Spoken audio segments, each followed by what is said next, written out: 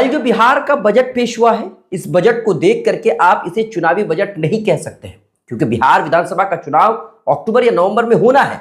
लेकिन इस बजट को देख करके चुनावी बजट नहीं कह सकते हैं, क्योंकि इस बजट में लोक लुभावने वादे नहीं है, रेवड़ियां नहीं बांटी गई है, फ्री में चीजें नहीं बांटी गई है, किसी को पैसे देने की बातें नहीं कही गई है। यानी कि ऐसा नहीं कहा गया है कि महिलाओं के खाते में 2500 रुपये आ जाएंगे, नौजवानों के खाते में 200 रुपये या 1000 रुपये आ जाएंगे। इस तरह की जो फ्री में चीजें बांटी जाने वाली बातें हैं वो नहीं कही गई है। लोक लुभावने वादे नहीं किए गए, रेवड़ियां नहीं बांटी गई है।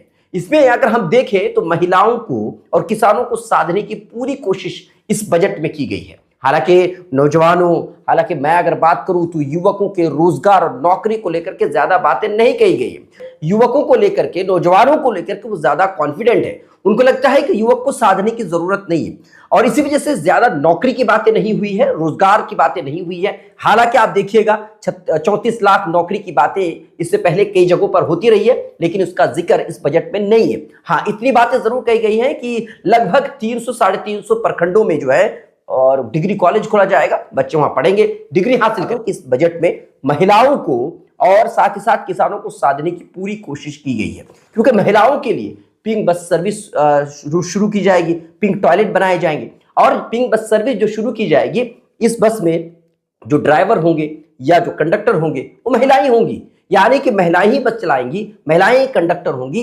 इसके अलावा जिम खोले जाएंगे महिलाओं के लिए, लाइसेंस के लिए ट्रेनिंग सेंटर खोले जाएंगे, जिसमें ट्रेनर भी महिलाएं ही होंगी। तो मेरा कहने का मतलब यह है कि महिलाओं को साधने की पूरी कोशिश नीतीश सरकार करती आ रही है, क्योंकि बिहार में 6 करोड़ से भी ज्यादा महिलाओं की तादाद है, और ये जो है कोर वोट बैंक माना जाता है नीतीश सरकार की। तो जाहिर सी बात है उनको साधने की पूरी कोशिश करती हुई नीतीश सरकार नजर आई है। यही नहीं, बल्कि महिलाओं के लिए यह भी कहा गया है कि जो कामकाजी महिलाएं हैं, जो शहरों में जाकर के रहते हैं, बड़े शहरों में, वहां पर वो कामकाज करते हैं, उनकी सेफ्टी के लिए, उनके स्वास्थ्य के लिए हॉस्टल बनाए जाएंगे, ताकि कम पैसे में उनको रहना सहना खाना पीना सारी चीजें मुहैया हो सके। तो यहां आप देख सकते हैं महिलाओं को छोटे छोटे अनाउंसमेंट करके साधने की कोशिश कर रहे हैं। हालांकि बड़े अनाउंसमेंट नहीं किए गए। अगर आप बजट को देखेंगे तो इसमें एक चीज आपको दिखाई देगा, महिलाओं को साधने की उन्होंने कोशिश तो की है, लेकिन कोई रेवड़ियां नहीं बांटी है, लोक लुभावने वादे नहीं किए। यानी ऐसा नहीं कहा गया है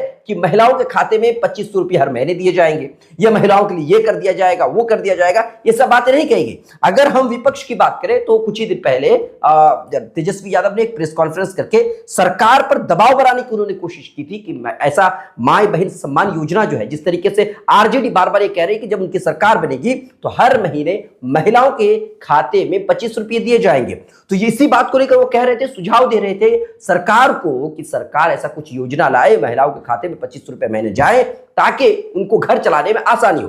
लेकिन जो नीतीश सरकार है, ऐसा लगता है कि विपक्ष के दबाव में नहीं है, और इसी वजह से उन्होंने कोई भी बात नहीं सुनी है, विपक्ष की कोई बात, सुझाव को नहीं माना है। और आप देखिएगा कि इस बिहार के इस बजट में महिलाओं के साथ साथ किसानों को साधने की कोशिश की है। इससे पहले अगर हम बात करें चावल और गेहूं की, तो ये जो एमएसपी है उस पर खरीद की जाती है, लेकिन अब जो है अरहर, मूंग की दाल, उड़द की दाल जो है अब एमएसपी पर खरीदी जाएगी। इसके अलावा प्रखंड स्तर पर जो है तरकारी केंद्र खोला जाएगा। तरकारी जैसे सुधा का आउटलेट होता है, उसी तरह से तरकारी का आउटलेट होगा, वहां पर खरीद भी सकते हैं, बेच भी सकते हैं। तो इस तरीके से किसानों को साधने की कोशिश की। लेकिन अगर मैं बात करूं तो जिस तरीके से जो विपक्ष है वो बार बार ये कह रहे थे कि जो पेंशन की जो राशि है, जो 400 रुपये दिए जाते हैं, 400 रुपये को बढ़ा करके 1000 रुपये कर दिए जाए या 1500 रुपये कर दिए जाए। उम्मीद यही जताई जा रही थी कि ऐसा कुछ होगा, जो मासिक पेंशन है उस पेंशन को बढ़ाया जाएगा, वृद्धा पेंशन, ये तो इसे बढ़ाया जाएगा। लेकिन ऐसा नहीं किया गया।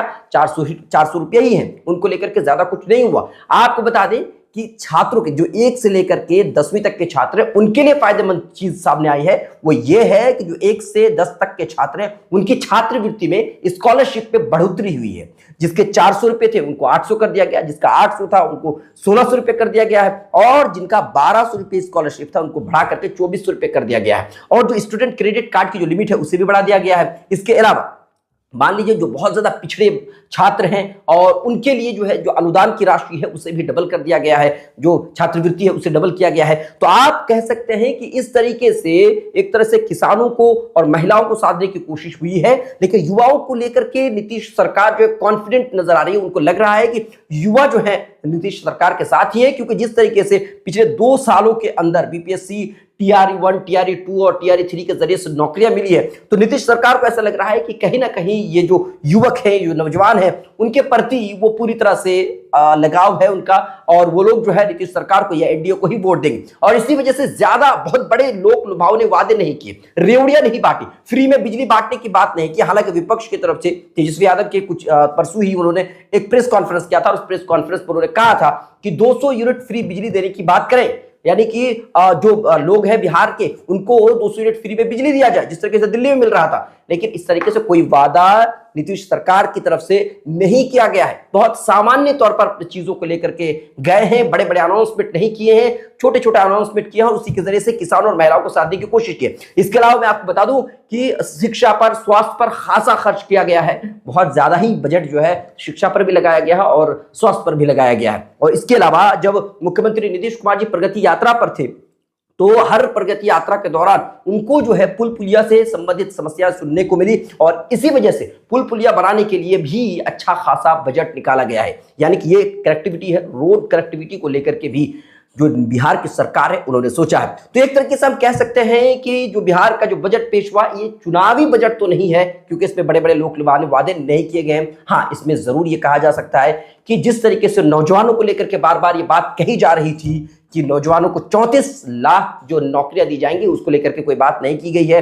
चुनाव बजट में ऐसा कुछ भी जिक्र नहीं है। लेकिन हाँ, जो वित्त मंत्री और डिप्टी सीएम सम्राट चौधरी हैं, उन्होंने इंटरव्यू दैनिक भास्कर को इंटरव्यू दिया था। उस दैनिक भास्कर के इंटरव्यू में उन्होंने बाकायदा ये भी कहा है कि 10 लाख नौकरियां देने का वादा किया गया 2020 से लेकर के 2025 तक, और 2020 से 2025 के बीच में 9.25 लाख नौकरियां दी जा चुकी हैं।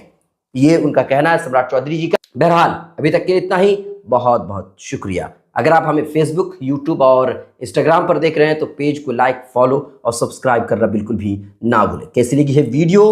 अगर अच्छी लगी है तो शेयर कीजिए, कमेंट कीजिए।